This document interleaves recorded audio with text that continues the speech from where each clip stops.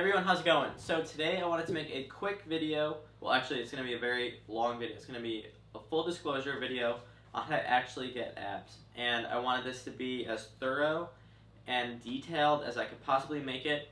I'm going to include all my favorite ab workouts, a full body program, a weightlifting program, diet, and cardio. Now, those are the 4 things in my opinion that you need to focus on in order to actually get abs.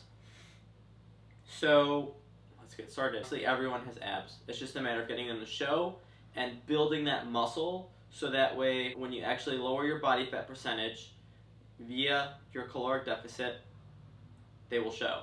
Now I'm including my entire workout program because in my opinion you need also to build muscle, because it doesn't make sense for me to tell you just ab workouts. You need a full program, and I'm also going to touch base on diet and cardio because those are also huge factors. A lot of people say you build abs in the kitchen. That's true, but you also build them in the gym. Now I'm going to include some timestamps in the video, assuming you're a little bit more advanced and you don't care about my ab workouts or my workout program. You kind of just want to learn about the diet and the cardio or whichever. But I'm going to cover all of this, and I want this to be as thorough as possible. All right. So first, I'm going to start off with my favorite ab workouts. First is hanging leg raises. Hanging leg raises are going to target those lower abs, and in my opinion, they're the hardest to actually develop. And this workout can be progressed by holding weight between your legs. And when you're doing this workout, you just want to make sure you're really focusing on engaging your core and you're not swinging and you're actually using your abs. And your grip strength, this is a hard workout. It is a little bit more advanced, but it is really good. Now, sometimes people use hand wraps when they're doing this. That's not necessary. Just work on building that forearm strength. You might have to do a set of 5 or even 3. When I started, I was doing sets of 5 in order to hit 20 reps. And ideally, you would do 3 sets of 15. But when you're going weighted, you will have to lower the amount of reps because it's really difficult. Next, we go into this oblique twisting machine. I love this machine. Just make sure you're hitting both sides equally. So 3 sets of 15 on your left and right. Then we're going to go to this seated ab crunch machine. A lot of gyms have these machines. These aren't very special machines. Now, when I'm doing this workout, I do not use a full range of motion. I honestly do a half rep on this machine. It looks a little silly, but it really targets the upper abs. Next, we have this workout circuit that I enjoy. It's a reverse crunch for 20 reps. It is a toe touch for 20 reps. After the reverse crunch, we go to a plank. So you can progress from the leg raises on the ground to the hanging leg raises. Next, we have Russian twists. Russian twists are really good at hitting your full core and those obliques. After Russian twists, another one of my favorites is this, I'm not sure what it's called, I just call it a dolphin exercise because you kind of look like a dolphin going in this motion. But I just used a 25-pound plate. You can also use kettlebells. And generally on all of these ab workouts, I'm doing 3 sets of 15 reps or even 20, depending on how I'm feeling. Next, we go on to this full ab crunch.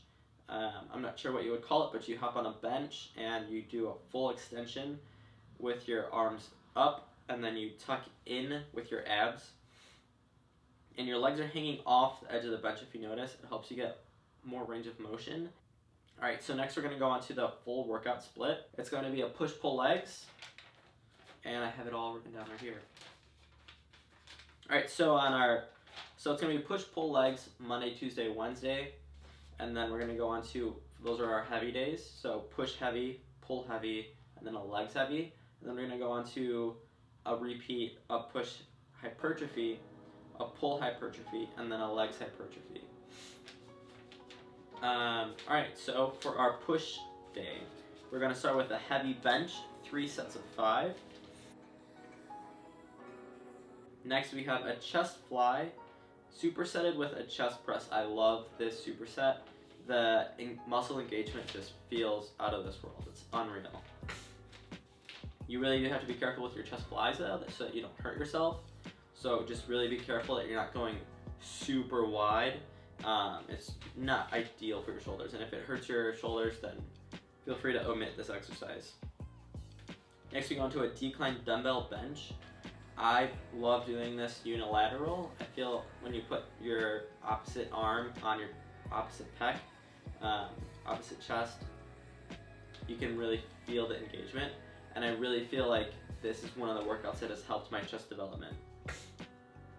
Next, we're going to go on to a tricep pushdown, 3 sets of 8, and then a skull crusher, 3 sets of 8. Next, we're going to go on to a shoulder press, 3 sets of 7, and then next is what I call 21s. Generally, we would be doing sets of 7, but I'm doing sets of 5 because it's a heavy day. And we're going to go 5 reps in the front plane, 5 reps in the lateral plane, and then 5 reps for the rear shoulder. You're going to be hunched over, just focusing on hitting that rear delt. Alright, so next we're going to go on to our pull day. We're going to start with 3 sets of 8 of deadlifts.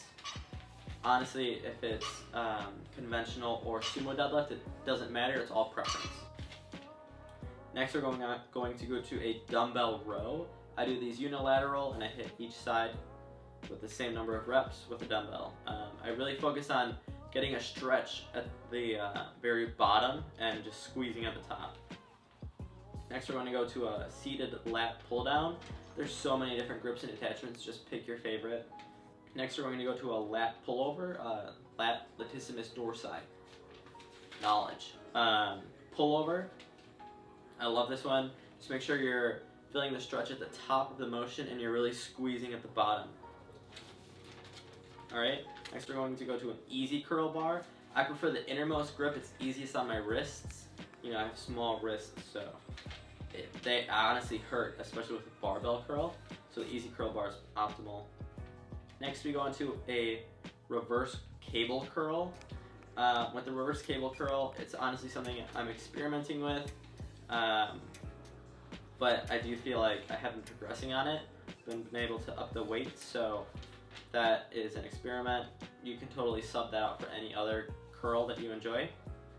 And then we're going to go to a twisting hammer curl, supersetted with shrugs. Now, I forgot to record this one, so your hammer curl is generally like this, and then at twisting, you're just going to twist up at the top, and then you should know what shrugs are, but you shrug the weight like that. Now you don't have to twist, you can just twist at the top, you can just do a normal hammer curl. Your hammer curl, I had to stand up for this one. It's like this, alright? It's in that range of motion. I didn't want you to think I was curling like this. No one curls like that. Unless you're on a preacher curl. That's a separate workout. Alright, so that is it for our pull day. And next we're going to go on to our legs heavy day. We're going to start our leg day off with a heavy back squat, 3 sets of 5. Now, immediately after my back squats, I go to calf raises because I feel like it's the second most important workout. So I really want to emphasize that and hit them immediately after. After calf raises, I didn't record a calf raising set just because I feel like everyone knows what the machine is. So then we go to a alternating jumping split squat. This is a very advanced workout. You really have to focus on keeping your chest up and landing with a flat foot. You can wear Converse. I enjoy wearing Vans when I exercise on legs. This is a very explosive and very athletic exercise. If it's too advanced with weight on your back, you could totally do it without weight and progress. Next we go to a Bulgarian split squat. Another very difficult leg exercise, but when it's executed correctly, it's amazing. Unilateral, so you're going to switch sides. Next we're going to go to a lunge, a weighted lunge, but once again, if you need to progress and start with no weight, that's totally not an issue. 4 sets of 10, that way you're hitting each leg equally, and these are very exhausting. Next we go to a hamstring curl machine. Just find any hamstring curl machine and just focus on the contraction. So, with this whole program, I'll be sure to type it up or put it in the description for you guys somehow. But the whole program for the push 2, pull 2, and legs 2, it's literally going to be the exact same exercises, 3 sets of 15. You're going to get a higher rep range and you're really going to get a good pump, and it's really going to help you build muscle. Now you do build muscle in all rep ranges, from the heavy 5 rep range to the 15 rep range, but I enjoy the hypertrophy days. Alright, so also I want to touch base on abs. I gave you all my favorite ab workouts, but I want to tell you how I incorporate them. So on a push or a pull day, I generally enjoy training the upper abs, so like the seated ab crunch machine, or the full ab workout where you're sitting on a bench. But on leg days, I do not enjoy doing any leg assisted ab workouts like a hanging leg raise, because my legs are so taxed and exhausted. So on a push day, you could totally do the leg raises, perfect, because you're not using your legs at all. And then on a pull day, I enjoy training obliques, just because I like back and obliques. I feel like they tie in together and it just feels good. And then on a leg day, I would do the seated crunch machine, just because my legs are so exhausted. I generally finish my exercises with abs, but you could totally start your leg day with leg raises. That's totally up to you. Alright, so next we're going to go on to diet. Now, this is very touchy because I'm not a dietitian, but I'm going to try and give you the best information that I can. With your diet, I recommend 1 gram of protein per pound of body weight. So if you weigh 150 pounds, that's 150 grams of protein per day. Now, how do you know that?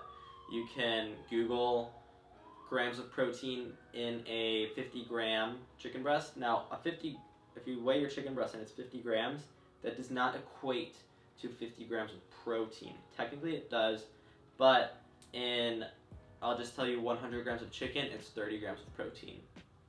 That's a simple conversion. So 200 grams of chicken, 60 grams of protein.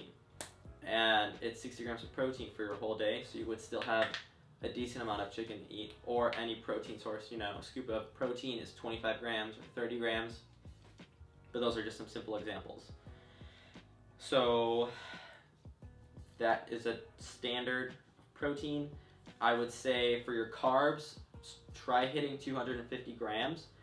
Once again, you're not going to pour out a bowl of cereal, 250 grams, and that's all you have for the day. You're going to look at your nutrition fact label, read that, and that will give you plenty of information. And cereals have proteins in them as well. Alright, so 250 grams more or less. And with fats, fats, it's kind of touchy. Let's see. Circa 60 grams of fat, 65 grams of fat.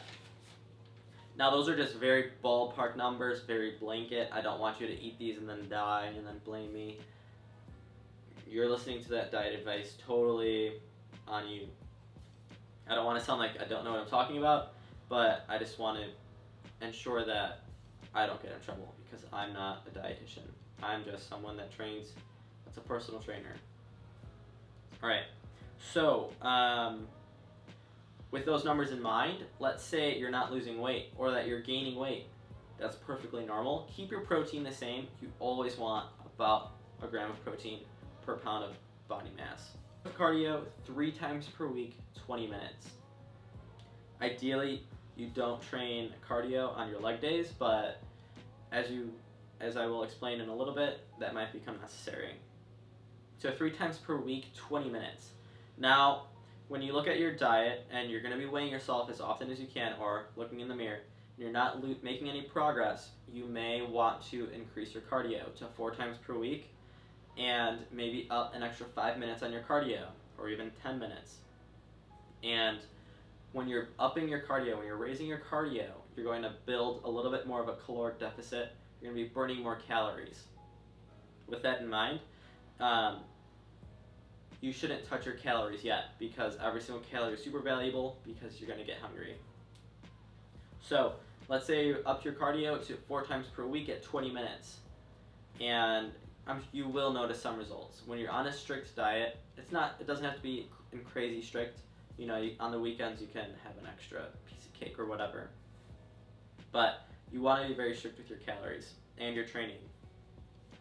So now you're doing 4 times per week, 20 minutes.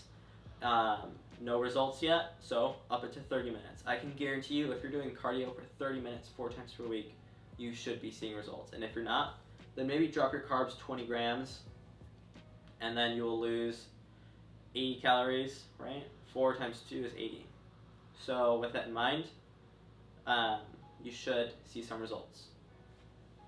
And dropping your carbs until you're super uncomfortable and you don't find it necessary. That's for you to decide.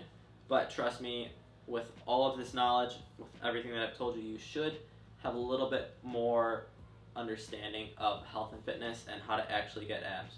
You need to build that muscle, lower your calories, train consistently, and you will develop abs. You will develop a full physique. You just have to be consistent. And that's it, honestly. If you're not seeing any results, you can totally DM me on Instagram or comment on any of my pictures. My Instagram is Tom Geraci. You can totally follow me and let me know if you have any questions. But thank you for checking out the video. I just wanted to include as much information as I could. I don't see the point of a how to get a six-pack video where it just shows you how to do crunches with a medicine ball. So I hope you guys enjoyed that. Thank you so much.